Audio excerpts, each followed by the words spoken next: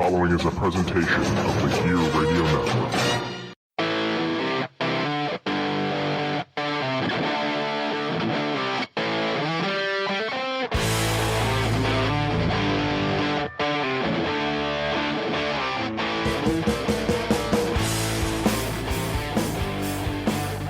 Welcome back, rock soldiers, to another episode of All Bets Are Off, and today we're diving back into the Rolling Stones top 50 hair metal albums of all time, and of course we have Chazz back here with us. Chazz, thank you again. Yo, what's up, rock soldiers? So here's the deal. You're pretty much the co-host of this show. Whenever I don't have an interview, we think of something that we're going to do, right? Hey, man, I'll be your bitch. So I'm saying you're like 50% of the time you're on the show.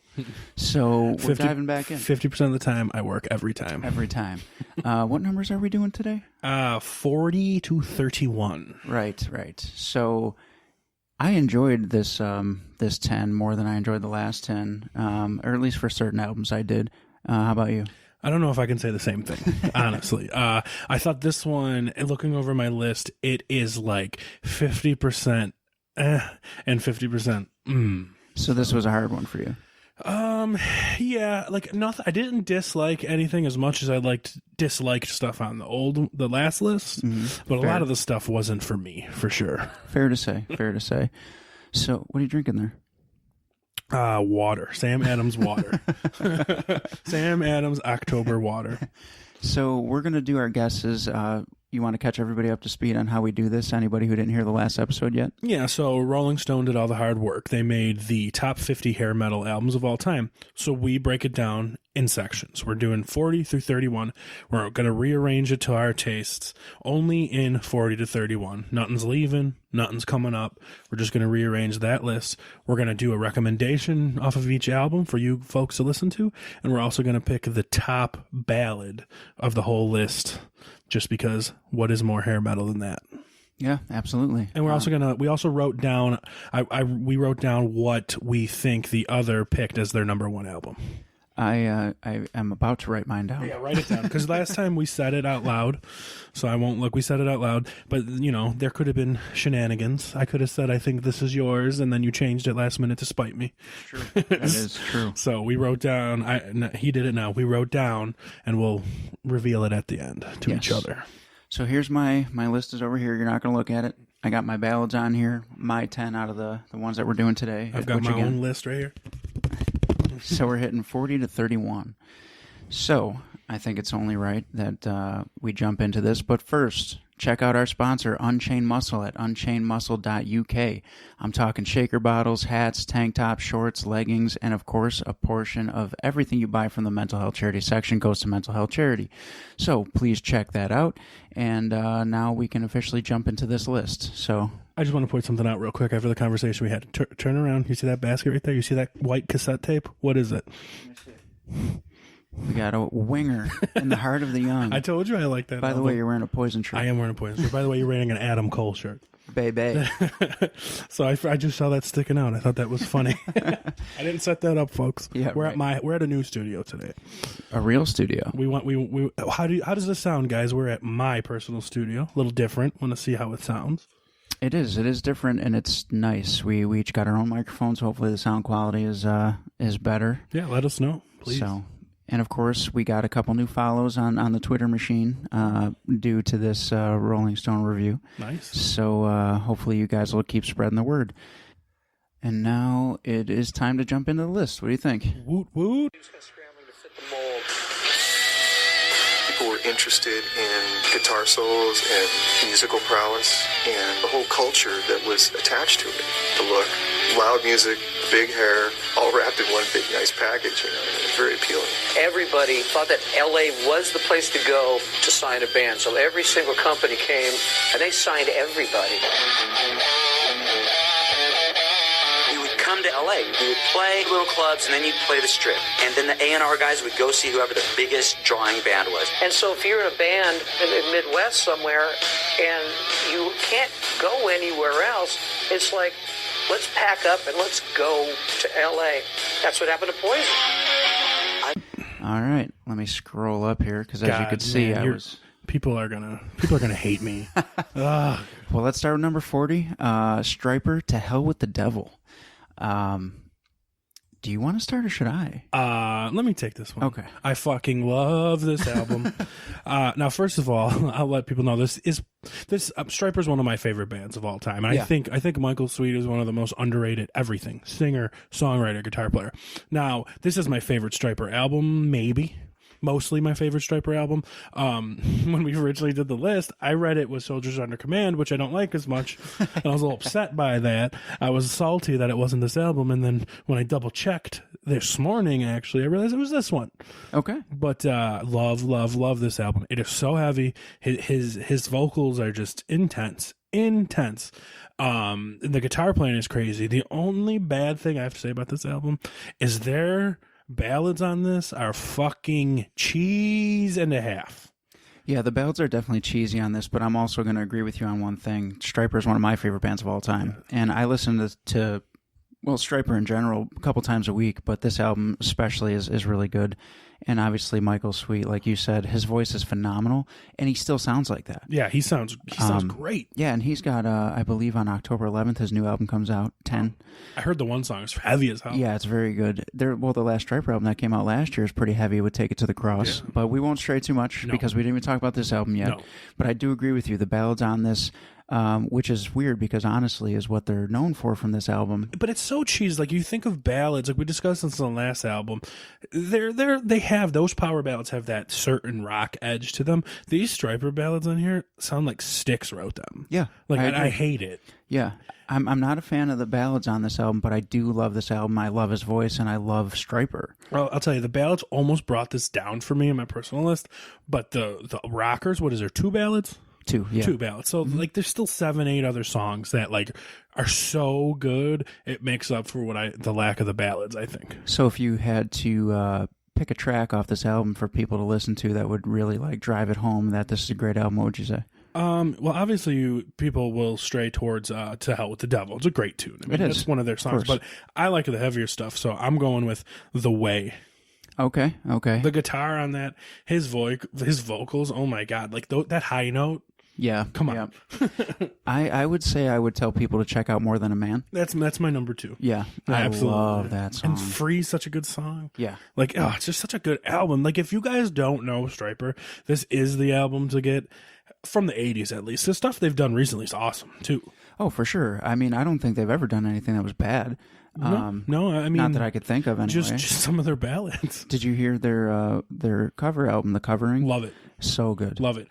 And they covered Kiss, Shout It Out Loud. They did. Yeah.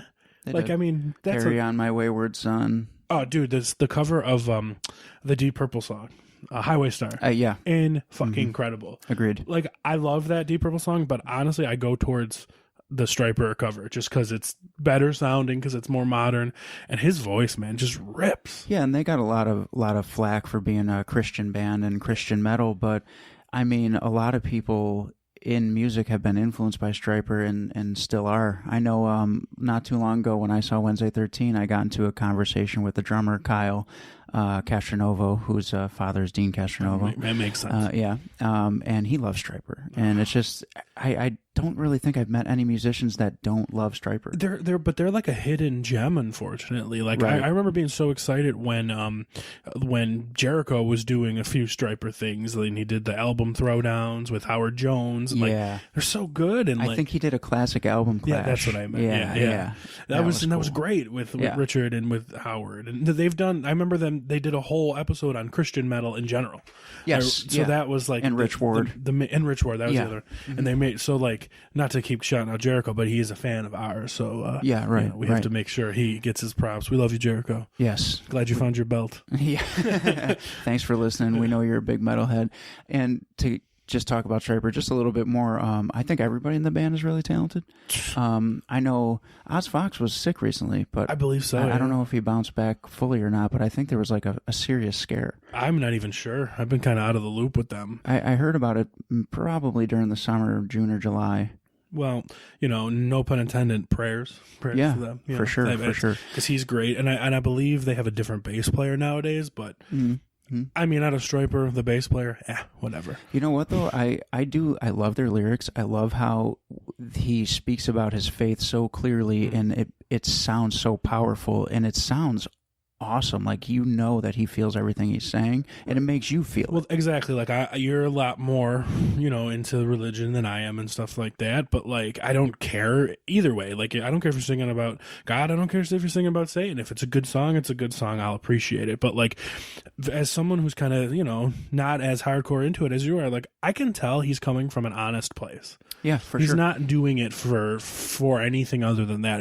About 15 years ago when I was in the metalcore scene, what was popping up was a lot of Christian death metal bands. A lot of those guys seemed fake. A lot of those seemed like they were jumping on like a trend. Where Stryper's not like that. Stryper was the trend. They were the only one. Because even the bands that like Jericho talks about, Barren Cross and stuff, I still don't know who the hell they are. Yeah. I think Lillian Axe for a while there was. I remember them. Yeah. Was Christian metal, but I don't think to the point of Stryper. And even when they kind of like shed all the yellow and black for Against the Law, it still wasn't overly religious, but it wasn't like the normal decadence 80s music either. Like the one song was I'm Not That Kind of Guy. Yeah. Which is like totally like, no, I'm a one woman kind of man. Like that was the early 90s, but still this is from the debauchery of the 80s. So they stuck out like a sore thumb, but a lot of people label them as like a chick band because of the song Honesty. And if any of you at home are like in that mindset, this is not opinion, this is a fact. You're wrong. I agree. Stryper is probably one of the heavier hair bands. Oh, 80% of the time. Yeah, for sure. Yeah, well, the ballads are really soft, they're so but bad. the They're other so songs are much. really heavy. I wonder if they would have got a little more respect. Say they didn't even tone down the religion. Keep the religion, that's fine. But I wonder, like, think about Against the Law. The biggest hit off of that was Lady. Yeah. Now that's a power ballad. Yeah. That is not as corny as Honest. Well, also on their newest album, Take It to the Cross, there's what's the ballad on that? Can't Live Without Your Love. That's a power ballad for sure. Right, but that's a great song. But in the 80s, their ballads were just, I mean, they're so bad. Yeah. Like, guys could not get into it. Like, I would think about me if I were a teenager in the 80s, which I wasn't. But if I were, like, there's no way I would Toddlers in the 80s. There's no way I would like that. Right. Like, there's barely any way I like it right now in my 30s. No, I understand. It's tough. I do. Their soft ones are hard for me too. But what I was I saying, do tend to skip those. Yeah, it's if they were a little more power ballady, Yeah. like if they were a little more like writing Lady in the 80s. Yep. If they would be a little more revered to this day. Yeah. And you did mention too that I'm stronger in faith, and I gravitate towards Stryper, and it does hit a chord with me because of that.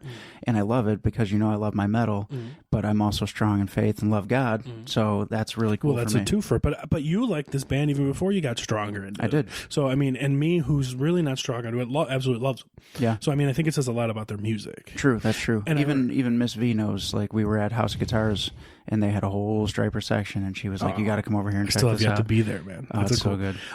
And I remember Michael Sweet, little side note real quick, telling a story when he was on interview that they almost did a tour in the late 80s called Heaven and Hell. It was going to be Stryper and Slayer. Yeah, I actually heard that, and I think that would have been really interesting. That would have been awesome. But I mean, that goes to show too. Like, think about that. Like, Michael Sweet's like talking about that. He's super excited about that. He likes music. Well, look, he's not just going to be like, I'm a Christian metal guy. Right. I can't associate with anybody else. Right, Like, he's not like that. They did on that cover album. They did Black Sabbath. They did. They did Judas Priest, Iron Maiden, yeah. and those are the end quote devil bands of that time. You want to hear something weird too? Sure. I went to House of Guitars with my buddy Rob Sweet. Come on, Yeah. the drummer of Stryper. No. Oh, But isn't that crazy? that is crazy. Wow. Shout out to Rob Sweet, the wrestler, not the drummer. What's up, Rob Sweet, the wrestler? I'm going to give you the Stone Cold Stunner. I don't even know him. Well, he's coming for you now. You called him out. You better watch out, brother. So we could probably keep talking about Stryper, much like on the first episode of this. There was a lot of, like, we could have kept talking about Mr. Big and Winger and whatever. There's not as many on this one for me, so I wanted to get this out now. Gotcha. Before it goes. There's a few that I think we're going to not skim over, but there'll be a jump. As long as it's not as worse as Disneyland After Dark. There's no such thing. There's no such Hey, thing. man, did you know there's no fuel for the pilgrims? I heard that, actually. I did. Listen to the last episode we did on this if you don't get the joke. But real quick, is honestly up for contention for Ballad of the Not for me. No way. Not for a me. chance. And what was the other one? All of Me, I think, is the other one. Yeah. Yeah, not a chance. No. No. Definitely stick to the heavier ones when you guys check out Striper. For the people that haven't, because some of our listeners undoubtedly have, because they started following us because of this list. Okay, listen, metalheads, like those two songs that we said, The Way and More Than a Man, do it. Check it out. Even if you think Striper's the worst band and I'm all about Iron Maiden, awesome. Listen to those songs. Yeah. Because you can't sit there objectively and say they're bad. They can't. stay right up there with any Iron Maiden song. That'd be like you talking about Pretty Boy Floyd before last time. Yo, I would have been talking shit, but I can take my lumps, man. Bring it. Give it to me. And I'm going to tell you guys this, too, for all of our new followers. Spread the word, because you guys have been interactive, and it's been fun, and I know we got a lot of good feedback, so rate the show, subscribe to the show, and we'll keep it coming. The more you guys talk to us, the more we can pump out some good content and get some good guests, and we got a surprising guest coming up for you in a couple episodes. I know, I'm excited to hear that. I won't be a part of it, but I'm excited to hear it. I hope so. Real quick, we both agreed on the last set that Paul Gilbert was easily the best guitar player of that set. We said that, yeah. So we should pick one by the end of this list too. I just think about it. Yeah, I think I already found mine. But well, what you thinking? You thinking it's Striper? Or is it the next one? It's the next one. Yeah. So you can introduce it. Well, let's get into the next one. All right. The next one, number 39. And we're back. Yeah, number 39 is the Vinnie Vincent Invasion album, Vinnie Vincent Invasion, which I don't know why it's entitled like that. It was literally supposed to be Vinnie Vincent, and the album was Invasion. Look at the cover. Yeah. It doesn't say the Vinnie Vincent Invasion. No, it does not. It says Vinnie Vincent Invasion. Yeah, but everyone called it the Vinnie Vincent Invasion. We should say, too, that both of these albums, the first two we talked about, both came out in 1986. That's a great year, by the way. I don't... Why is that? Because I was born. And a lot of people say it's a great year for metal. These two albums, but let alone thrash metal. Master of Puppets came out. Yes. What was it? Peace Sells from Megadeth, I think, came out. Rain and Blood from Slayer came out. And I was born. Oh, and Anthrax. But then I was born, so that's metal. Right, that was a metal year. That's 33 years ago. God damn it. Yeah, right. All right, so Vinnie Vincent Invasion, the first of two Vinnie Vincent solo albums. Yes, which they actually were supposed to make 8. 8? Eight. I thought it was 3. No. I could be wrong. Could be 6, but it's definitely not 3. Damn. Yeah, they signed him to a huge deal because they thought leaving Kiss, he was going to be the biggest thing going, and he might have been if his ego didn't get in the way. There's so many Vinnie Vincent stories out there, folks, and you know what? That could actually be an episode for us to do, because not only do we have a lot of Vinnie Vincent stories, I know a guy that does a Kiss podcast that is crazy into Vinnie Vincent, so he could maybe join and tell us something. But so Vinnie Vincent who did he replace? He replaced Ace Frehley. Obviously, we talked about him on the last episode because he played on Lick It Up with Kiss. So he was on Lick It Up, and he was doing some ghost work on Creatures the Night Before. Yes. And when he was in Kiss, he was like doing extended guitar solos on stage where Kiss was getting pissed off. Yeah. And he didn't. And by the way, legend has it on the Lick It Up cover, I didn't tell you this, that he's not actually on the cover. It's a mannequin, and they photo kind of shopped his head in there. I could see that. So that's what. Well, I'll tell you. They tried to make amends with him because he did write some of the songs for Revenge, which came out in the early 90s. And he blew it. And he blew it again. He blew it. But enough about his personality. Right. What do you think about the Vinnie Vincent Invasion's debut album? I wasn't a fan of this for a long time. And then I gave it a second chance again, like a couple years ago, not recently. And I did become a fan of it. What throws me off about it, and this is where we're going to argue, is like Vinnie Vincent is a good guitar player, but he's trying so hard on this album, and it turns into mush for me half the time. I think what saves this album is Robert Fleischman. Okay. I think Fleischman destroys it on this album. Okay. I will take this album over the second one, who the singer's Mark Slaughter, any day of the week. Yeah, well, I do love Mark Slaughter. You do, I know you do. Yeah, you know I'm a huge Mark Slaughter fan in general. This album for me is, I think Vinnie Vincent is super good, and he knows he's super good, which was probably his problem.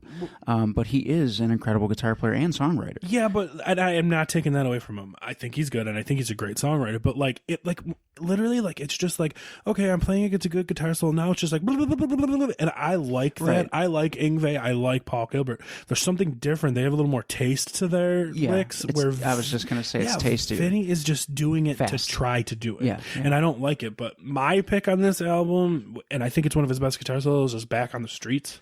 Yeah, that's a great tune. My favorite song on this album, though, has got to be "I Want to Be Your Victim." Oh, it's a heavy song. It's a heavy song. I love that song. I was addicted to that song for the longest time. I would listen to it a couple times a day. This album for me isn't complete.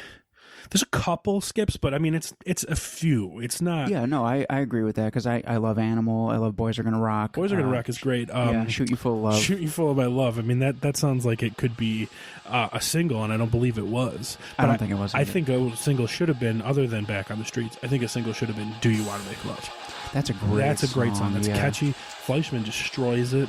Yeah. Fleischman got no love in this band, if people don't know, because he's in the band. He did all the recording. It sounds fantastic. And then basically the record company said, "You're not cute enough." Kicked him out of the band before the record was released. So he's on the back cover of the record. And guess what? Guess what's on the video for The Boys Are Gonna Rock? What? Mark Slaughter lip syncing. To I did not know Robert that. Fleischman. That's a fact that I did not know. Yeah, he's on. If you watch the Boys Are Gonna Rock video, it's Mark Slaughter. Can we just say too how many times we're going to run into albums on this list where the same musicians are in different bands, maybe even playing different roles? I believe there's 2 back to back on this. There's list. a few on this, yeah. But I mean, this one and this one later for sure. But think about that, like. We're talking about the top 50 hair metal albums of all time, and although there's different titles on what band they are, we're going to find a lot of the same musicians. And to me, that's pretty mind-blowing that these guys all had these amazing careers that were like a who's who of rock and roll and had these incredible albums with all these different bands. And it's still like that today. I mean, how many bands have had, the same bass player? That's true. I just feel like it was more frequent for the 80s hair bands, and they still trade people to this day. Most of them are all from the same area. Yeah. Like Vinnie Vincent wasn't. They ended up in the same area. But yeah, that's true. Yeah, true that. Yeah. But, again, great album. I've been into this album for a while, but you're right, though. There's a couple I could skip, but nothing crazy. I think Vinny brings it down a little bit for me, and I don't mean to pile on him, but I'm a guitar player, as are you. But I really appreciate a good guitar solo. Yeah, and there's a couple of bands on here which I hated the guitar players, but like Vinny, I don't hate, but it's just like he just tried to be something he wasn't. He's not Yngwie. No, and he's not. trying to be Yngwie. I do have to say also he was the only lead guitar player of Kiss that didn't have Spaceman makeup. That's very true. That was actually makeup because Vinny was the Ankh. Yep. He was the ancient warrior. The Egyptian. Yeah. And if you really think about it, Ace and Tommy both had the same makeup. Yeah, that's true. He was the only one to have a different makeup. And so did he. That was on the Creatures tour. Now, I brought this up. And he was on the Creatures tour, not the album. Yes, but he did ghost work on the album. But I brought this up to other Kiss friends of mine, and we won't get into a big Kiss podcast here, but yet. So when Eric Carr was introduced in Kiss and Vinnie Vincent, they had their own makeup. Had Kiss in 1981, when Eric Carr joined the band, just put the Cat makeup on Eric then and setting a precedent then, I guarantee you fans today wouldn't be making a big stink like they are about Eric and Tommy today. Totally agree. Had they set that precedence then, but they didn't. Like you're saying, if Eric took the Cat Man and then when Vinny came in, he just took the Space Man. Just like Tommy. And it would have always been the four characters. Yeah. But then they probably would have never taken the makeup off, and maybe we would have never gotten revenge. Oh, no, we need revenge. Right. We need revenge. So things happen the way they happen. Yeah, I just not. So all in all, I do like this album. A couple of skips. You guys just give it a chance. Listen to The Boys Are Gonna Rock. Look at the video. You want to have a good laugh? Watch the video for Boys Are Gonna Rock. It's insane. If you want a little ballady, I would say, what is the ballad of this album, Back on the Streets? I would think so. I mean, I really don't know. It's that's a power ballad. It's slow. It's got that. Fleischman's voice kills it, and rumor has it that there's a demo floating around somewhere of Paul Stanley singing Back on the Streets. Come on. The rumor has it. Now there's a demo out there of Vinny singing back. Vinny sings I don't know if you knew this. Vinny sings Back on the Streets. Fleischman sings the high part. So there's the two parts, when it kicks in with the vocals, that's Vinny. And then when the high part comes in, that's Fleischman. Really? Yeah, Vinny's got a good voice. I didn't know that. So there's a demo out there with Vinny singing the whole thing, but rumor has it there's a lost demo somewhere of Paul Stanley singing Back on the Streets. And I would love that. I'd be interested in hearing that. I would love that. Well, let's go on to the next album. We spent a lot of time on this one. Make sure I got everything in order here. So the next one, number 38, is Britney Fox. Oh, they're hot. With the self-titled Britney Fox. That came out in 1988.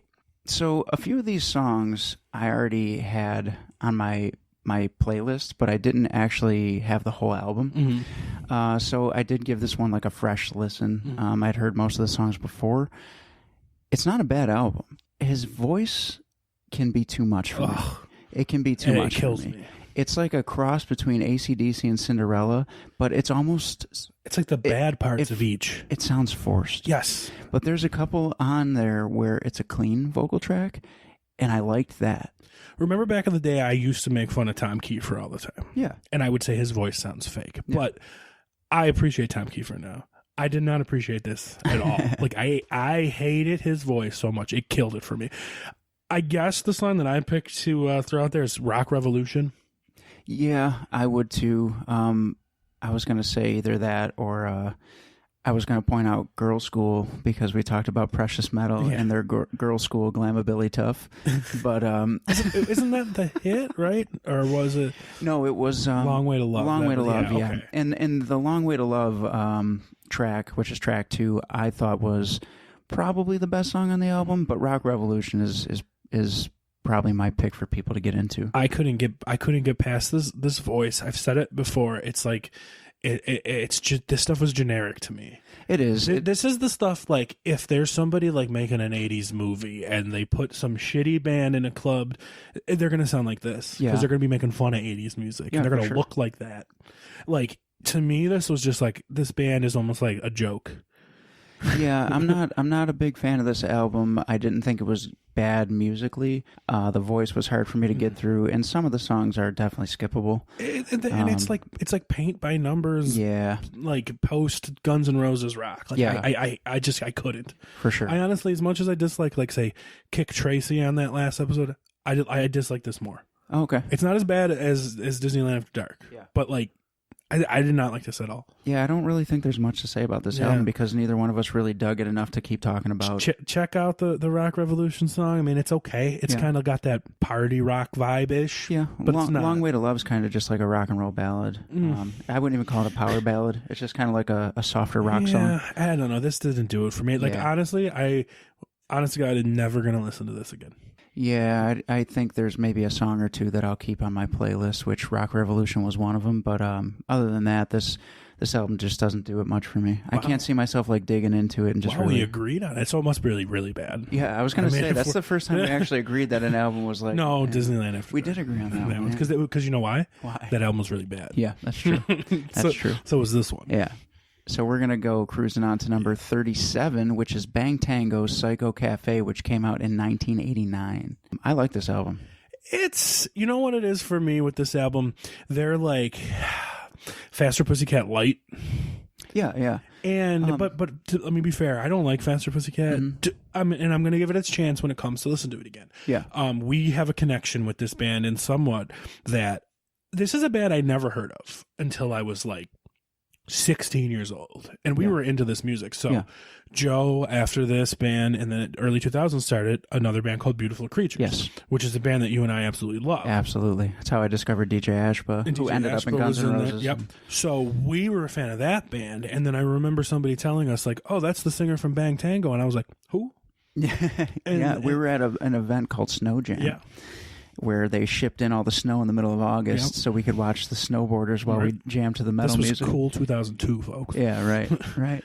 But, like, I never heard of Bango Tango then. Like, at 16 years old, we were hardcore into the music by this point. We were, yeah. And there's internet. In 2002, it's not like it's the dark ages. And I never heard of Bang Tango. Not like it is now, though. I knew Love Injection. That's all I knew. At that point? See, I never even heard of them. So, to me, going back and listening to this is the first time I listened to this album. I was like, I like it, but I wanted the whole time to put in the Beautiful Creatures CD. Yeah, because you hear his voice. And same. I was going through the same thing when I was listening to it because I'm like, oh, and I actually went and downloaded all the Beautiful Creatures albums because I have them on CD, but I don't have them on my And that's what I wanted to do. It's like, that's his voice. His voice sounds great. I mean, that's Joe. Yeah. And then that's how he sounds. How do you pronounce that? Liste? Yeah. So, like, to me, I think, like, if you guys don't know who the Beautiful Creatures are, I definitely recommend them over Bang Tango, 100%. And if you want to get a little taste for Bang Tango, that sound like the song from Bang Tango that sounds like Beautiful Creatures to me is Someone Like You. Yeah. That could be a Beautiful Creatures song. Yeah, I agree with that. That was the one that I picked for this album that I thought it was a great. song, because other than this, like Joe carries this album I agree with his voice. Agree. I mean, he's the one of the best singers we've heard so far, other than Michael Sweet. Like he's one of the best singers on this list. Yeah. And he's got that voice that's forced, but it's not insanely forced. It's not so bad. But the music in this, like the guitars didn't stick out to me at all. It's not. I don't think it's meant to. To me, it's like kind of it's hair metal, but it's almost like funk. You know, it's yeah, real there's a lot of funky. funky parts. Yeah. That's true. There's a lot of bass. Yeah, which I like. Yeah, slap bassing and stuff. That's true. kind of what got me into it. Is that it's not the same as all the other hair metal. It is, but it's not, because that funky bass. And to me, I love Someone Like You. It reminded me of what Beautiful Creature song? It reminded me of Riding. Yeah. You're right. And then of course I loved Love Injection, because that was the song I knew by them. It's a good song too. Like I always throw it up to when I say, like, am I going to listen to this album again? This one, maybe. Yeah, I'll definitely listen to Someone Like You again. I thought Sweet Little Razor was really good, but then again, I'm more familiar with this album than you are. I also opened up for them, so when I saw Rub It In, name dropper. Okay, yeah, hang on, I got to pick up that name. I'll be right back. I opened up for them when I was 22.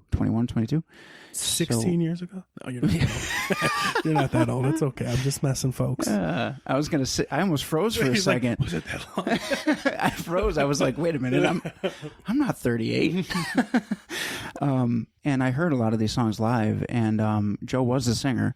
So he would have to be. He would have to be. How could you not? Yeah, I don't know. I really like this album, but I like funk stuff. Like, I like the Chili Peppers and stuff like that. So like funk stuff, it kind of sits well with me, probably more so than you. Honestly, looking on my list when I made my list, I might move this up one spot on my list after talking about it. Yeah, because I'm just looking at what's after it and now thinking about it. I like it better than what I. Yeah. So it's gonna move up one spot on my list. I think. You convinced me. I would love to tell people to check out Love Injection, because I do think since it was their hit, they'll probably dig it. But Sweet Little Razor, I think, is the one that I'm gonna stick that's with. Your one. Yeah. And if you want the best bang tango, it's called Beautiful Creatures. the self-titled. The self-titled with Riding and Wish and 1 a.m. which was on the My Bloody Valentine soundtrack. It was. So we're gonna throw that out there, since we love talking about horror flicks on this show. Yeah. So yeah, let's move on. Moving on. So I got a lot to say about this next one, because it's number 36 and it's Alice Cooper, Trash, which came out in 1989. And the reason I have a lot to say about it is because when I first saw that this was on the list, I immediately was angry, because I love Alice Cooper, but I never considered him hair metal. And to me, I was like, they put a classic rock album on here, but they won't let Guns N' Roses be on it. Did you listen to the album? And then I re-listened to the album, and I was like, this is a classic glam rock album. And I was very wrong. I love this album. Yes. I love this album. And I forgot how much I liked this album until we were forced to go back and listen to it without skipping tracks, because we do our research properly. Right. And I was like, wow, this album from start to finish is probably my favorite Cooper album. And I was sitting here thinking that it wasn't a hair metal album, but it is. Well, that's funny, because this is my favorite Cooper album of all time. Is it? This is better than Welcome to My Nightmare, I think. I totally agree. And it's just a great album. I mean, first of all, the standout track is obviously Poison. Yes. I mean, everybody should know that song. He still plays it to this day. He does. He does. When you see him today, he plays all 70 songs and Poison. Yep. Because it's such a good fucking song. And can we talk about, too, how this entire album, if you listen to it, so it's Alice Cooper, so you're thinking shock rock, glam, hair metal, and he fits the mold so perfectly that you don't even realize that this entire album is a love song. It is one long love song. It must have been from going through start some to finish. heartbreak. Yeah. Right. Poison is a love song. Spark in the Dark, House of Fire, Why Trust You. Right. Like, listen to this. Bed of Nails is about getting with your chick in the bedroom. Like, this maniac's in love with you. Hell is Living Without You. Great song. Yeah. That to me, that's candidate for a ballad of the totally episode. Agree. I totally agree. Hell with it, Living Without. Okay, so first of all, I mean, you can look at it here, but like, there's a couple of guest singers on this album. Yeah, for sure. So we have Steven Tyler. Yeah. Which one is he on? I can't remember. That's going to be Only My Heart that's Talking. Right. Only My Heart Talking. Which is a great song. But that's another contender. And then for ballad. at the end of that song, though, they do Steven Tyler off between Alice Cooper and Steven Tyler. They're both like back and forth. Yeah. Sorry, that probably blew out everyone's speakers, but like, so I call it the Steven Tyler off. But for 1988, right? Is this 88, 89? This was, what did I say? 89. Well, 89. So for 1989, I mean, Steven Tyler's one of the biggest rock stars in the world. Oh, yeah. And then on the next song, it's Alice Cooper with Bon Jovi. Yeah. Who might be the biggest rock star in the world. Yep. Bon Jovi. And on one of the next songs is with Kip Winger. Yep. Also on House of Fire is Joe Perry on guitar. So another Aerosmith member. Yeah. And of course, Kip Winger would be on. He was originally bass player for Alice Cooper. Yes, he was. So there's a lot of this album that I think is great, and I think it is a very underrated album. And looking back and listening to it now, I think this one should be way higher on the list.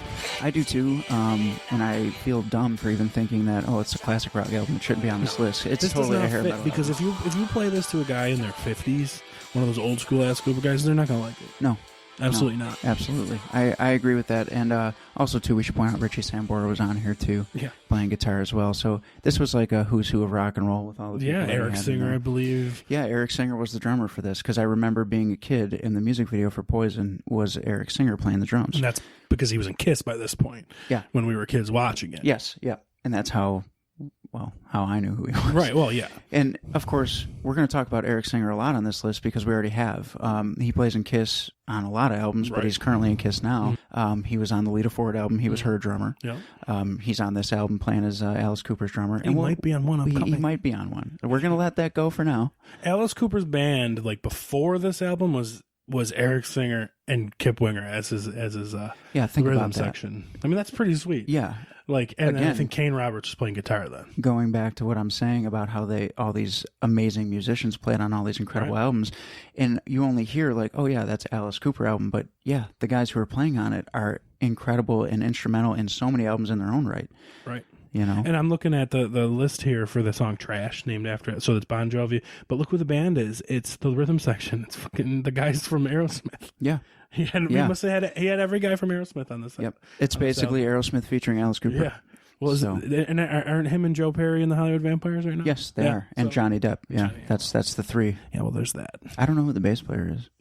Who cares? But yeah, I was going to say, I guess it doesn't really matter. So obviously, I don't know if I'm speaking for you or not, but I would tell people normally to check out Poison because it's such a great song. Poison, but other than Poison. Right, which because I feel like knows. that's a given because everybody should already know that. I think the best song other than Poison is Bed of Nails. Yeah, I would say... It's so catchy, I got to man. change mine.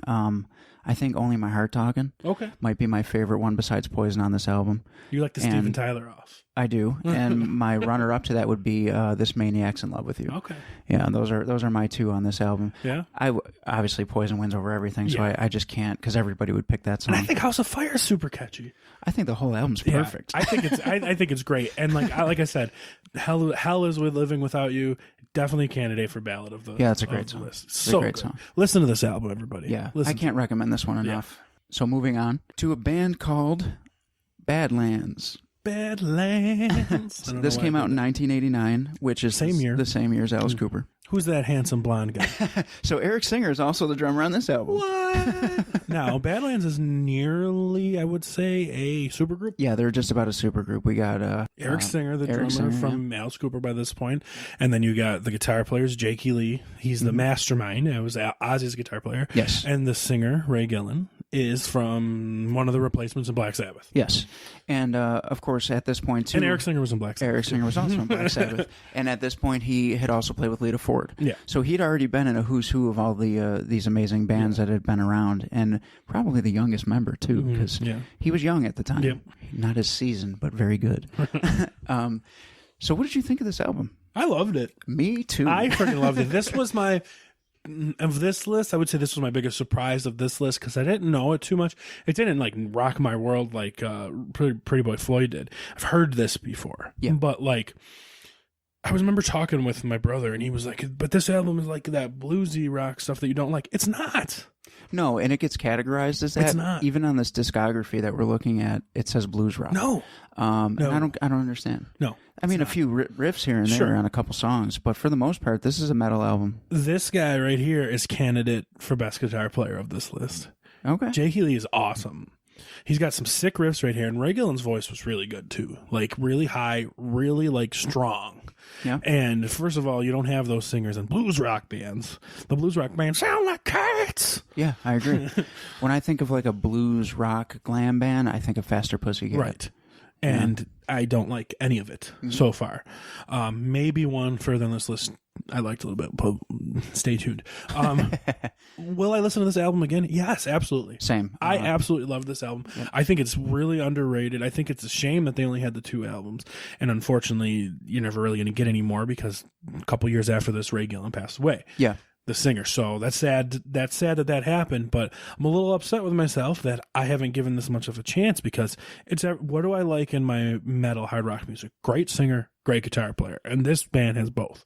Yeah, I totally agree. If I had to pick some tracks for people that stood out to me, it would be the first 2, High Wire and Dreams in the Dark. Okay.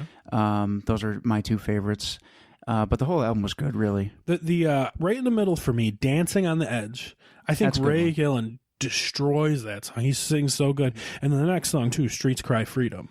Yeah, that's a good one too. They're like that's really like epic-y, like shake your fist songs, and like so the guitar player Jakey Lee was on Ozzy. I mean, the biggest song he wrote for Ozzy's Bark at the Moon. And those riffs and that solo was killer. And he was on a couple Ozzy albums, disappeared for a while, and then came out in '89 with this. And like another thing, like we said last time, Little Too Late. Yeah. I mean, look at that picture. They don't look glam. No, not at all. They don't look glam in that picture at all. And they kind of flew under the radar for being basically a super group. And I got to say, like, I'm kind of mad that I didn't like listen to them more because I really love this album, and I did know who they were. Yeah, I've always knew. Yeah, and I had listened to them in the past, but I don't know why I stopped. I just don't think we ever like gave it the time of day to like seriously delve into. Yeah. And when you, and this is what I like about this because it forces me to listen to it. It's not just put it on while I'm spanking somebody on NBA online playing video games and kicking their. I don't know where you're going with that. I was like, I'm gonna edit. But like, it's more like I don't even put it on when I'm at work because I put it on like when I'm in the car or when I'm just like sitting in my room or whatever, just so I can pay attention to it. And headphones most of the time. And this album is awesome. It is. I'm definitely 100% listening to this album again. Same. Very much enjoyed it. So definitely listen to it if you like good guitar, good singers. It's a great, very underrated album. I agree. And moving on to number 34 was by a band called Junkyard, self-titled Junkyard from 1989. Oh wow! So I didn't know this one at all. No, I didn't even know the name. I didn't know the name. Listening to it, I did know the song Simple Man. I've heard it before. But that might have just been because of the sometimes I listen to the Hair Nation channel or whatever it is on Sirius. And they'll play some of the obscure stuff. Where do you think I'm going with this? You didn't like it? No. Boring. I half liked it and half didn't. When it first started, the first 3 tracks, I was like, oh, I'm going to like this album, which were Blues, Hot Rod, and Simple Man. And even, I think it was Hollywood. But other than that, I could have skipped a lot of these. Boring. It just didn't do it for me. No, boring. It's the just blues, the rock. It didn't have the catchy hooks and like the sing-alongs like hair metal usually has. Cat screeching singer. Yeah. But to give him props, when he's not cat screeching, he sounds good. Yeah. But it's mostly cat screeching. I didn't think that they were bad musicians at all, so let me clarify that. One thing I was going to say is that I was impressed with the guitar players on this. So some of their riffs were like just by the book crap, but when they started like launching into solos, I was like, damn, like these guys were pretty good guitar, and I don't even know their names. No, I don't but either. I'm giving them their props when it comes to that for sure. It's a definitely good guitar album, but well, it's like I said though, like when the album kicked in and I heard the first track, I was like, I'm really gonna dig this, and then as it kept going, I was like, it's hard not to skip these songs. You know? The standout track for me was Life Sentence. Okay. That was a good, it was a good like almost funky song. Great guitar. They're good guitar players in this band. If you guys want something to like, I don't know, this is like the kind of thing like you're going to put on in the background when you're fucking cleaning, and then you're going to hear a guitar song and be like, oh, that was good. Yeah. And then go back to cleaning. Right. Because it's just nothing special. No, you're right. And I don't understand where Rolling Stone comes up with this, putting this ahead of so many other albums. Yeah. That surprised me too, because when I listened to this, I was like, why wasn't this in the first 50 or the first 10 that we did? I'm sorry. Like still, like, but then again, and clearly Rolling Stone said it, so it's better than Mr. Big. Better than Mr. Big and Winger. Oh, this. I just think I think like Rolling Stone sometimes tries to be like hipster. Just go with stuff that's out of the ordinary. Right? They're like, but half people never heard of this band, Junkyard. Right. Well, your name is kind of fitting, guys. I'm pretty sure though when we get like deeper into this, like the next episode, there's not a lot of bands that we're gonna start saying this about. This section was tough for me. There's a few stragglers in here. No, I looked ahead and I was like, why the fuck is that so high? Like, yeah, I've said that a few times too, but they're bands that people are gonna know. At least, yeah. Right. So it's not like, why is this so high and who is it? Right. You know what I mean? Right. Like, honestly, Junkyard. I won't listen to this again. No, absolutely not. But I did know the one song, but just because it's on the radio. I guess I would tell people to either listen to Blues or Simple Man. But Simple Man's the hit. Yeah, that was like if you go on Spotify, they always show you the most listened songs of these guys. Simple Man is Simple the one. Man's they're right. the one. So well, let's keep rolling. And number 33 came out in 1992 with Saigon Kick, The Lizard. So here's the thing. Saigon Kick did one of my favorite ballads of the 80s. Well, the 80s hair metal / early 90s hair metal scene, which is Love Is On The Way. Love is on the way. But here's the thing, like, that's a great song, and it always was. Like, I've liked that song since I was a teenager. The rest of this CD is very difficult to get through. What is this? It is not anything like you would think. No. And they do the classic black and white music video for Love Is On The Way, just like Extreme and Mr. Big. But how is this considered glam metal or whatever, hair metal? Like, to me, this sounds like a band, right, that came out in that late blues rock 80s scene and then then they heard Alice in Chains. And then they were like, all right, this is our Bon Jovi song. This is our Scorpion song. This is our Alice in Chains song. Well, here's the thing, too. There was a couple songs on here that were decent. Other than that, this album, to me, I'll just be honest, I never listened to anything on this album except for Love Is On The Way. First of all, I think I heard that on Monsters of Rock. Right. Or Monster Ballads. First of all, how many do you tracks? remember those? How many tracks are on this? I know, there's 16 tracks. Oh, my God. But seriously, do you remember those? Oh, absolutely. Yeah. I even have the Monster Monster Christmas. Me too. That's Monsters great. of Christmas, Monsters of Rock, Dude, Monster we have Ballads. to discuss Monsters of Christmas time for Yeah. We yes. should. Well, anyway, I hated this album with a passion. This is up there with me. It's a pinch better than Disneyland After Dark. Yeah, I don't know why. So much. And I guess I could see why I never really listened to it when I was sucks. younger. 'Cause Nothing sounds like Love Is On The Way. no, and that's a great song. And it is a good and song. his voice is so good. I can't even put into words how much I dislike this album. Like when we talked about Disneyland After Dark, like tough to get through, that was this album to me. This album was very tough to get The through. standout track I guess maybe it was just to be a little bit of a douche, was the last song, Chanel, because it's nothing like the album. It's like a jazzy 1930s sounding song, and it's kind of good, and it's also gets me excited because it's the last fucking song on this album. So there's that. Like, yeah, Love Is On The Way. You guys probably know that. And it's a great song. I mean, it's up for ballad of the for sure. of the list, but for sure. Don't do it. Don't listen to this. It's so over the place.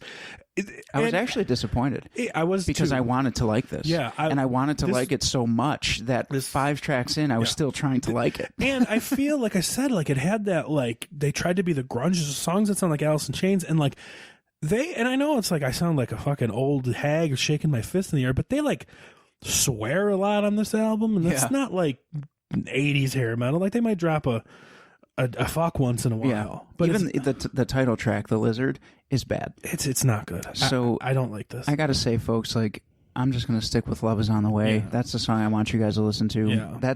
And regardless of how poorly I enjoy this album, I think that Love Is On The Way is one of the greatest ballads of all time. It is a good song, but it sticks out like a sore thumb on this album. It does, because it doesn't fit with anything else. It's because this album doesn't fit with anything. Do you know why? Why? Because it's good. So it doesn't fit with the other 15. This album sucks. Like my brother was telling me that my brother's older than us, so he was around during this time. He's telling me that their first album was good, but I don't even want to give it a listen. Yeah. Honest to God. That was the out of this 10. That was the hardest one for me to get. That through. was, I mean, that was spoiler painfully alert. hard. This is at the top of the bottom, I guess, of my list. Yeah, we'll get there. Like and mind you, we said we're not going to move them out of this I would. category, but I would if I could. Yes, so just to clarify, fuck that. Yeah. So number 32 is Great White with Twice Shy from 1989. Do you want to start this one? Yeah, because this is one of those, late era blues rock bands, which I've been shitting on. And I didn't mind this one. This one... Was this not something you were familiar with? I mean, I knew the hits. but like I never really gave it a listen, and I guess it was a lot better than I gave it credit for. I enjoyed it more than I thought I would, because when it came up, I was like, ugh. Yeah. After just listening to that bullshit, this was next. Yeah. And I have that penchant to not like the blues rock stuff, but from the first like 6 songs on, like I mean everything, I did almost like every song on this album. Yeah. It was good. And I forgot how much I like this album because I love so many of their songs that aren't on this album. Because I just like Great White. Yeah. But when I actually went through and listened to this, I was like, this isn't the one with all the songs that I love on it, so this might be a little difficult for me, but I loved it. It reminded me that I did like all their stuff. He's a great singer. Yeah, Jack Russell's He really good. is. He's There's some weird stuff going on with that band right now. There's 2 versions. There's 2 versions. Yeah, there's Jack Russell's Great White, which is Jack Russell, and then a different backup band. Right. And then there's the rest of the band that just goes as Great White with a different singer. Well, that's the same thing with the Queensryche. Oh, they do that too? Queensryche does that. Now there's Queensryche, which is the band without the singer. And then there's Operation Mindcrime, which has Jeff Tate and a different band. Jeff Tate's back in Queensryche now. Is he now? That's what I heard. That's what was going on. They just played here in Batavia, and he was singing. That's what was going on for a while. Okay. Unless it's the other way around. Unless he has the Queensryche name. Oh, maybe. And the other band, Todd LaTorre, I believe, is the singer. But either way. So Great White. Yeah. 1989. Yeah, it was better. There's a lot of 89 on this.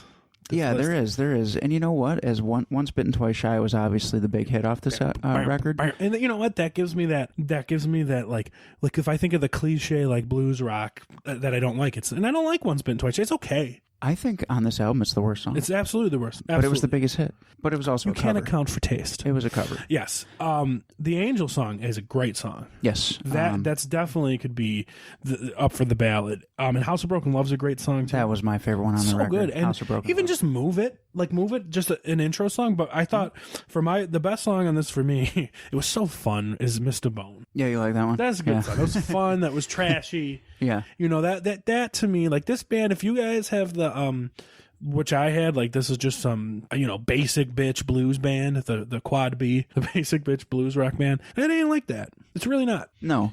And you know what? If we're gonna go with, obviously I said House of Broken Love already, but I do gotta say Highway Nights is a really good song. I mean, I would honestly listen to this album again. I do. Yes, honestly. and that surprises me. Like you texted me, we don't share our ideas. No. You texted me, was like, did you get any surprises on this one? I said, yeah, kind of. This one was my surprise. Oh, was it really? Yeah, I Okay. really I wouldn't have guessed that. I really enjoyed it a lot more than I thought I would, because I knew I would like Badlands. Like, Yeah. like deep down, I knew I would like, because I love Jake Ely. Mm-hmm. This one, I was just like, And I don't know if Great White ever bounced back from that the fire. No way. Yeah, There's no way. For How could you? listeners that don't know, they were playing in a club and had some pyrotechnics go off, and basically they burned down the club and killed 100 Great White fans. Yeah, like how could you get over that? Yeah, what was that? 2003. It was a long time ago. Yeah. I mean, I wouldn't be able to get over that. I don't think I would either. There's I don't even really know what happened. I just know it was fireworks. Fireworks went up and they hit like some kind of like Curtain or something, thing. yeah. And it took the whole club. And it was a club. It was it was a bar. Yeah, it was nothing big. Yeah. It was an actual club. It 'Cause wasn't this a concert venue. When this shit was, I shouldn't say it was a concert Right. venue, but it wasn't like This is your hole in the wall arena. bar. Yeah. One of the best things I ever heard from Great White, by the way, is they did an MTV Unplugged, and they did a cover of "Babe, I'm Gonna Leave You" from Led Zeppelin. Oh yeah, he sounds a lot Oh like. my god! Yeah, he sounds a lot like Robert Plant. Crushes that. They actually have. I don't know if it's a cover album or if they just do a few covers on some of their albums. I can't remember because I'm drawing a blank. But they do Zeppelin, and he sounds a lot like Robert Plant. He's definitely a really good singer. He Jack Russell is. yeah. And the guitar on this, I'll give it its props. It had some good licks. It had a few good solos. Yeah. Nothing that like stood out to make me want to run and learn it, but like, it was a lot better than a lot of that blues rock stuff I make fun of. Yeah. This wasn't that generic. Once Bitten, Twice Shy is generic. Mm-hmm. But a lot of this stuff wasn't. And they didn't even want that to be the single. It just, the record company said because it was a cover. Well, tell me this. Why was their first album called Once Bitten? And then this album was called Twice Shy, and that song was on there. That seems like it was set up for that. Yeah. So I don't know. No, you're right. You're right. I'm not sure about that. Well, let's jump into number Where are we? 31. 31. So this is the last one for today, and this is Slaughter's "Stick It To Ya," which came out in 1990, which of course was famous for "Up All Night." Up all night. And I fucking love Mark Slaughter. I know you do. I love his voice so much. He's got a good voice. I can't say that. What do you think about this album, though? It was okay. Really? Yeah. I mean, to me... Did you just meet him? I did meet him. I met Robert Fleischman, too. Did you? Yes. Okay. I met both Vinnie Vincent Invasion Singers, bro. It's no big deal. Relax. You saw me starting to get up to choke you.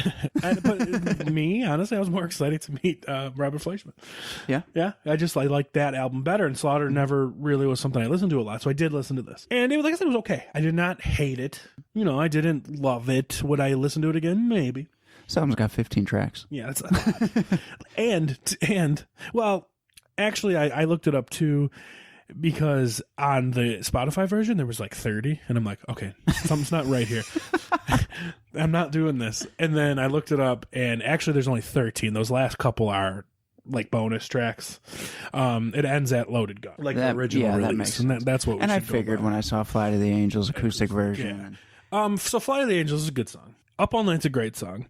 The song that stuck out the most for me, though, was Desperately. That's so funny, because I was going to say the same one. I think that's the best song on the album. That's a great song. I have a few songs that I really listen to, probably at least weekly, because I take a big fan. I am, and I took a few of these and threw them on a playlist of my favorite hair metal stuff. But I like this album a lot. I know you said it was okay, but I love Mark Slaughter, love his voice, I love the band. I think Up All Night is a cool song, but I think it's far from their best song. But it's the one that they're known for. Right, but it's a good song to be known. It's an anthem. Yeah, it's definitely an anthem. Yeah. Fits the 80s hair metal mold. Even though it's 90s. Yeah, it came out in 90. But I kind of vaguely remember being young enough where Slaughter was a thing. Yeah. I kind of remember Up All Night being... One of the first bands I remember, and you'll hear it when it comes up because it's on this list, is Warrant. Oh, yeah. That's one of the first bands I have memory of. Yeah. Maybe it was seeing, the Cherry Pie video. Well, I mean, yeah, I remember that. Yeah. But I also know that Warrant was the first 80s hair band that I've seen. Oh, that's true. Yeah. They're the first one I said. Well, you too. They opened up that show we went to when we were 15, 14. 13. Wow. Well, I was 13. You were 14. Yeah, well, I was born first. But this album's okay. Like, yeah, I would listen to this again. I mean, it's higher on my list than some of this stuff. When I told you, I don't know if I said it on mic or off mic, this list was like half and half for me. Yeah, you did say that. It was half hard to get through, and then half I liked. And this one is literally like teetering. Yeah. Like, but I can't put it anywhere near that other crap. I gotta say though, you're right about Desperately. Great song. That's the best song. Great song. If they wrote more like that, and I can't explain what about it that stuck out more, it was maybe a little more punky. Maybe that's it. Maybe a little, but maybe nothing crazy. I don't know why it stuck out to me so much. It's just it's different. It's a little more. Maybe it's not punky, but it's a little more like straight ahead metal. Yeah, it is. Maybe that's what it is. Yeah, I'll give you that. Because it's not... It seems like... And Slaughter's also a band that try to appeal to the ladies. Yeah, Slaughter was big into that. But also, too, though, I got to say that You Are the One I thought was really a cool song. And, of course, Fly to the Angels is one of my favorite songs of all time. Sure. I mean, Burning Bridges. I can go on. Now, you keep up on him? Slaughter? Yeah. I try. Can he still rip it? I mean, from what I've kept up with, yes. Or is that just stuff he's doing now? Could he sing Fly to the Angels? I think so. You think he can still I think he could. That's cool. Yeah. Eric Martin from Mr. Big can still rip it. Oh, for sure. Michael Sweet can still rip it. I bet you Jack Russell could still whip it. Whip it good. Actually, he can. Yeah, I bet you he could too, because he's just got a natural smooth voice. Because a lot of these voices, and we mentioned it before, but I'm putting Slaughter in here. Voices sound fake and forced. Well, speaking of voices, I don't even know if this band's on the list because I can't remember, but what's the lead singer's name from Firehouse? I'm trying to blank. I saw him live a couple years ago, and he was CD quality perfect. Yeah, I saw them maybe a decade ago now, but he crushed it. Yeah. Yeah, and his voice wasn't forced. No, it doesn't look like he's trying. Fake. Yeah, like a lot of these voices are fake. Like you're telling me Joe Lestat really sings like that? No, that's an actor. Or the guy from Junkyard. Fuck that band. If you listen to that Junkyard, and we'll go back to that. Just if you guys give it a listen, and then you hear that song "Simple Man" from them, he's singing in that song. He is, yeah. And then the rest is just like, we're making up a voice to sound like Guns N' Roses. Actually, at first, it sounded more like Vince Neil. Vince Neil's guilty of that. When I listened to the first track, Blues, on the Junkyard album, not the Slaughter album, the Junkyard album, that it reminded me of him trying to be Vince Neil, or like them trying to be Motley Crue in general.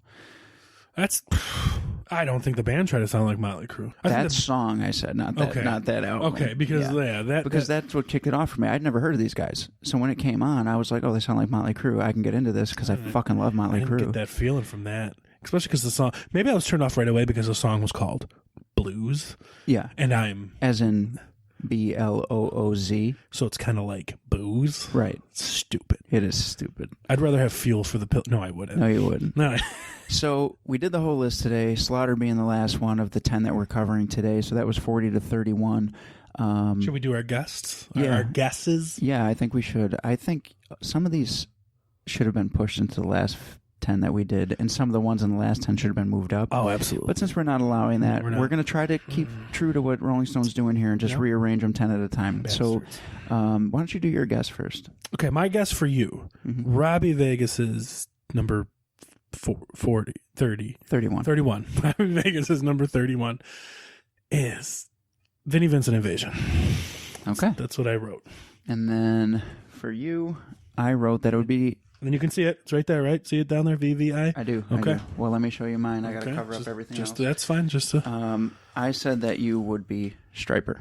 Okay. All right, so do we want to start from 40? I say why don't we just read 40 through 36 each, and we'll discuss it instead of doing one by one. That seemed like it was arduous last Are you night. sure? Because, I mean, when we did them one by one, you're right. You know what I'm saying? Yeah, then just kind of get the list, and then we'll do a couple, and then we'll do the top three. You don't think it'll be easier to follow if we do one at a time? You're the boss. It's your podcast. I don't know. I can't decide. Let's see what you do. My number 40, by all means, just crap Saigon Kick. Okay. I'll let you... You know what? Don't even go any farther yet. We can do a couple, we can do a handful at a time, but I'm just going to say that so is mine. Yeah. Saigon crap.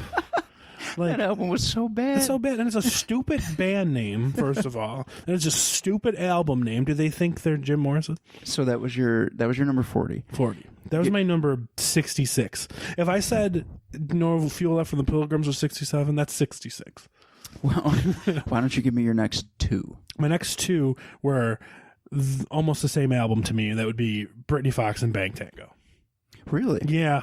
That was 39 and 38? Yeah, that was it for me. Britney Fox, I hated. Which was 39?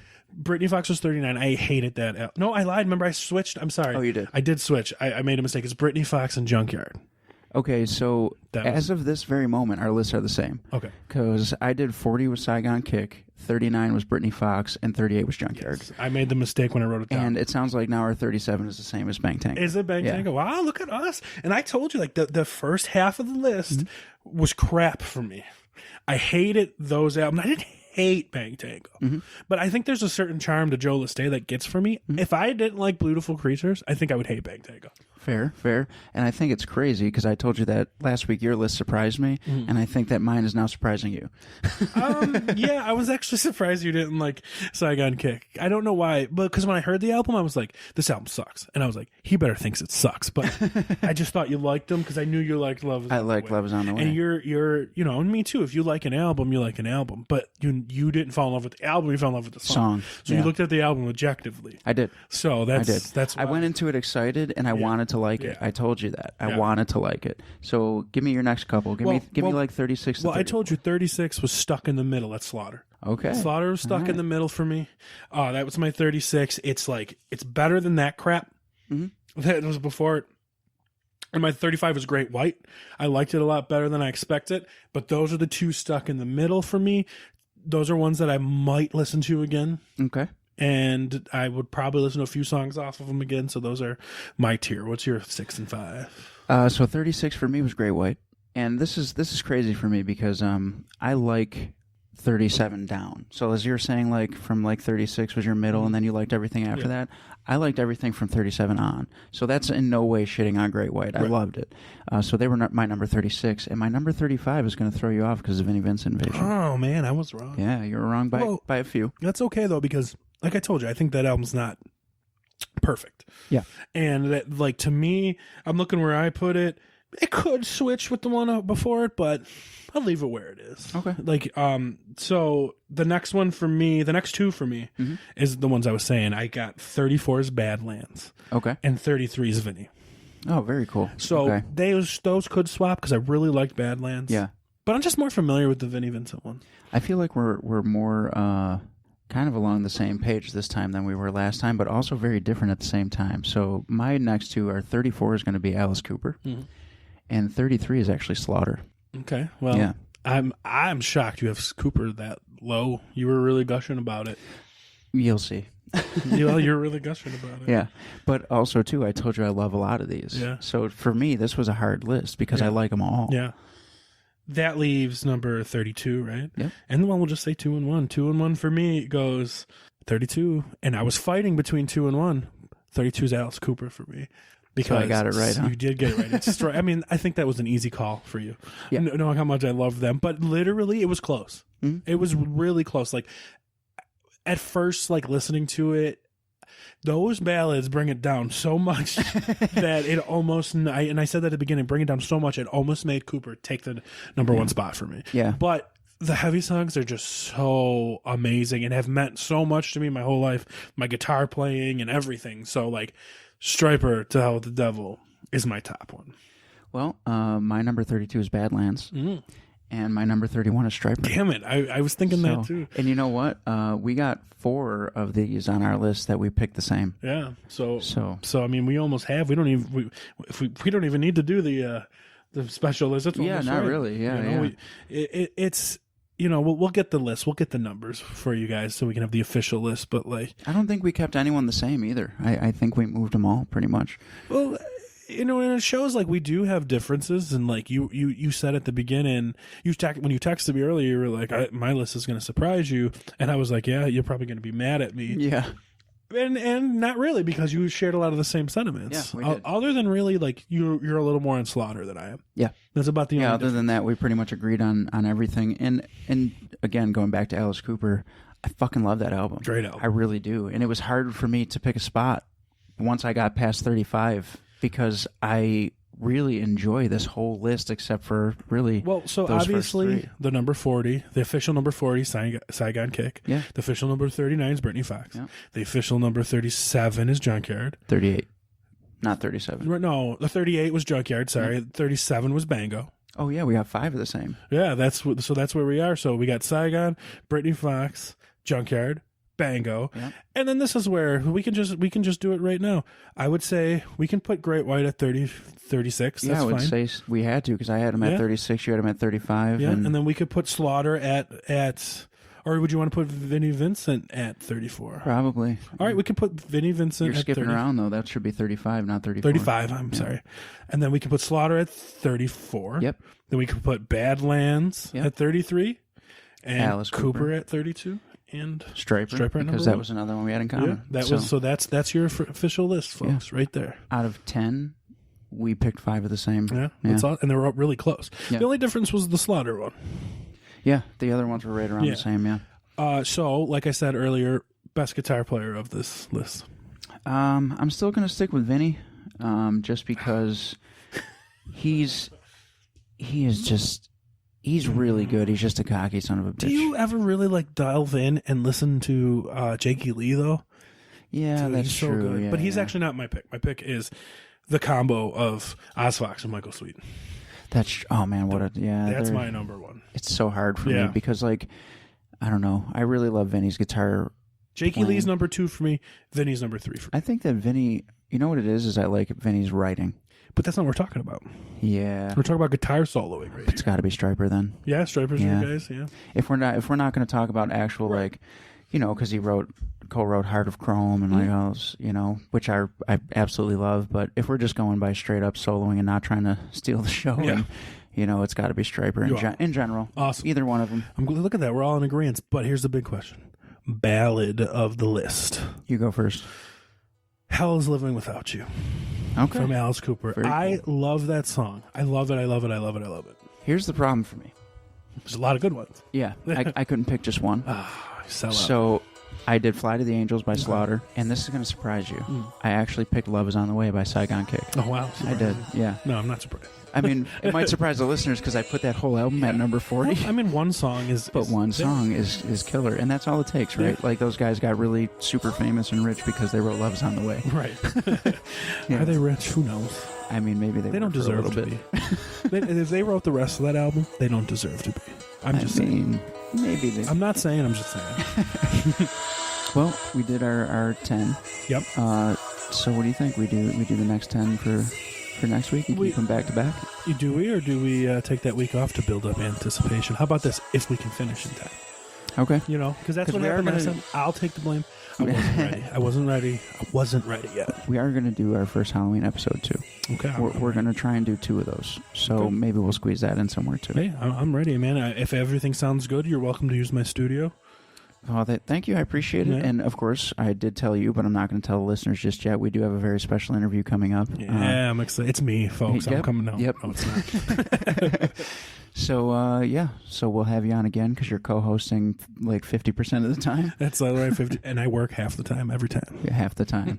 And Cyclone was texting me while we were recording here. He must have been jealous. Well, you know, you guys had a good interview. And it wasn't like, you know, Chazz worthy up there, but I mean, it was there. It wasn't the super knowledgeable interview that we put on. Right. It was more like I'm gonna cut promos on wrestlers out of the blue and start a fight with H.C. Loke, and I hope he gets his ass whooped. He will. Okay, I Loke, if you're listening, I have full confidence in you. not you, Loke. I hope you don't. I hope Cyclone gets his. That just I want to clarify. So before we go, And everybody, as we said, we know Chris isn't listening. no, Chris is not listening. Chris, thank you for not listening. Yeah, you're a bitch. I looked at Chris and I said, bitch. So everybody, before you go, check out the link in the profile to the show, and check out your Insane Labs R Vegas 30 will save you 50% on your supplements. I know I just got my new order of BCAAs. I like the Surgeon. Those do it for me. They definitely help with all my muscle soreness, and they taste absolutely incredible. I recommend the lemonade, but definitely get your pre-workouts, your proteins, everything you can think of. Insane Labs will supply it for you, whether you're a wrestler, rocker, gym rat, or you just like take care of yourself and need that little extra pep in your step in the morning. So we will see you next time on All Bets Are Off. And yeah, man, thanks for joining. Anytime, later, bitches. See ya.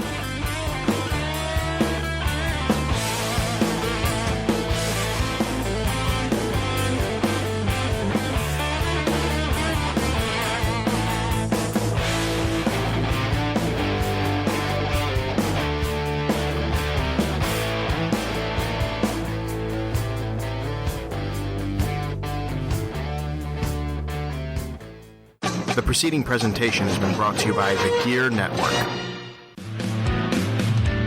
Hi, ladies and gentlemen. Do you like sports, interactive polls, friendly banter from two guys that probably shouldn't even be on the microphone doing this stuff anyways? Well, if you do, then you're in luck.